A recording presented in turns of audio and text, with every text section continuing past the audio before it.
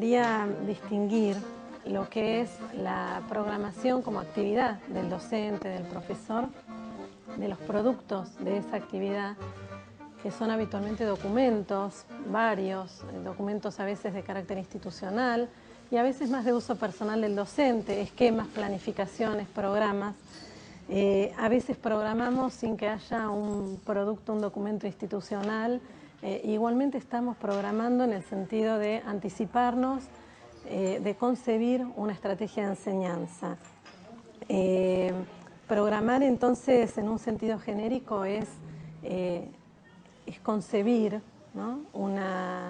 Es el momento de concepción de una propuesta de enseñanza en donde el docente se anticipa, a diferencia de lo que Jackson llamaba la instancia interactiva de enseñanza. Esto sería la instancia preactiva de la enseñanza, es decir, antes de mi encuentro con los estudiantes.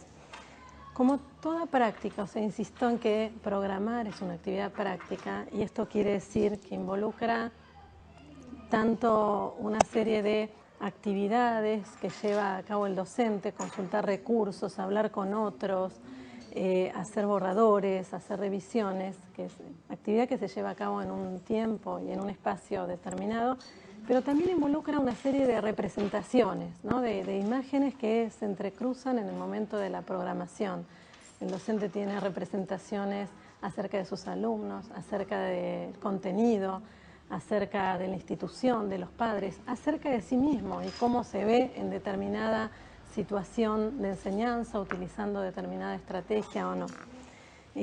Una cuestión importante es que entonces existen distintos tipos de alcance temporal para la planificación. Uno puede, hablamos de programación tanto cuando nos referimos a todo un año de trabajo, y esto se vuelca habitualmente en una planificación anual o en el nivel universitario en el programa de la asignatura, pero hablamos también de programación cuando lo que estamos anticipando y planificando es una unidad didáctica o un proyecto que puede articular a varias áreas curriculares alrededor de, y puede ocupar un mes, ¿no?, de tiempo.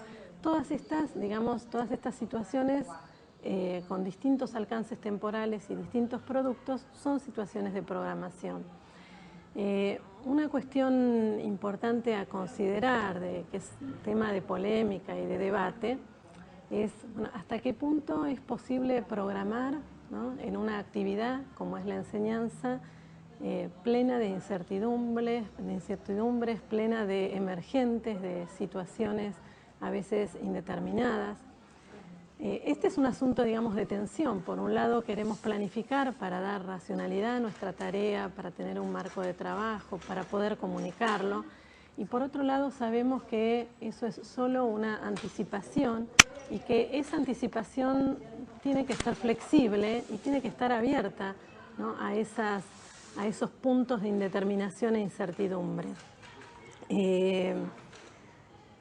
Pensando la programación como una actividad, es importante también que reflexionemos sobre su carácter situado, es decir, programamos siempre en el marco de un determinado contexto institucional, para una materia, para unos alumnos. Programamos también en el marco de un determinado diseño curricular, y esto es importante porque condiciona.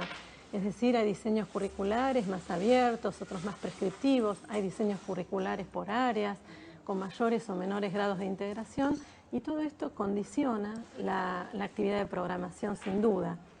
Son determinantes de esa actividad.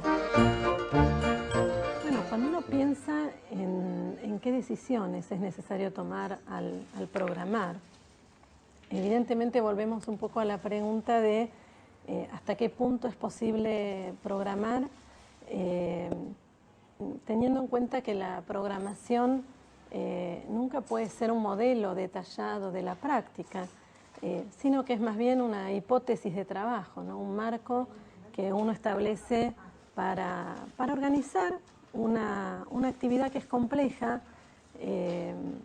como la enseñanza, ¿no? Un encuentro humano, ¿no? La enseñanza involucra un encuentro humano involucra muchas dimensiones que hacen, digamos, a su carácter complejo. Entonces, la idea es que uno puede anticipar algunas cosas para enfrentarse para manejar esa incertidumbre y para garantizar cierto grado de intencionalidad, de atención a las intenciones propuestas. Más allá de esto también hay estilos personales de los docentes. Hay docentes que planifican de un modo más recursivo y espiralado, otros que quieren tener un poco más detallado el panorama, otros que prefieren partir de una hipótesis muy general y luego a partir de los primeros trabajos con los alumnos ir precisando. Más allá de estas variantes,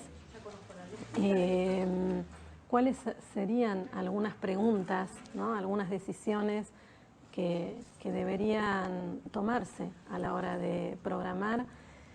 En primer lugar, decisiones que tienen que ver con clarificar y determinar las intenciones, ¿no? Tanto desde el punto de vista del aprendizaje y de lo que esperamos como resultados en términos de aprendizaje, esto es, los objetivos, los clásicos objetivos, y también los propósitos, ¿no? Los propósitos como docentes que esperamos ofrecer en esta propuesta de enseñanza.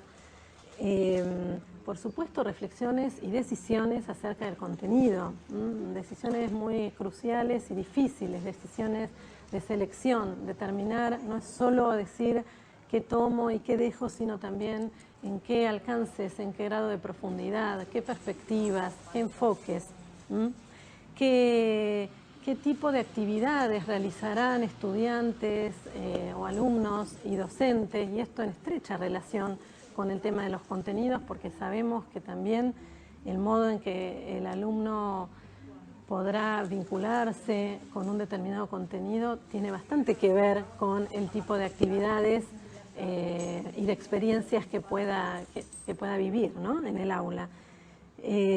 También los recursos, por supuesto, que son elemento decisivo, ¿no? Y no secundario. Y también anticipar la evaluación.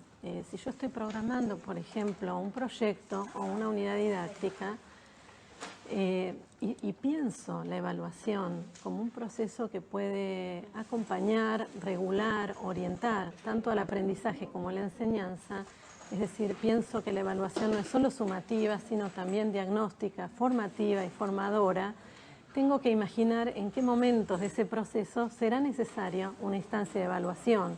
Esto no quiere decir que cuando planifico ya tenga los instrumentos definidos y cerrados, como en ciertos enfoques así muy racionales se considera, sino que puedo imaginar distintos lugares para la evaluación y distintas informaciones que esa evaluación me va a ofrecer.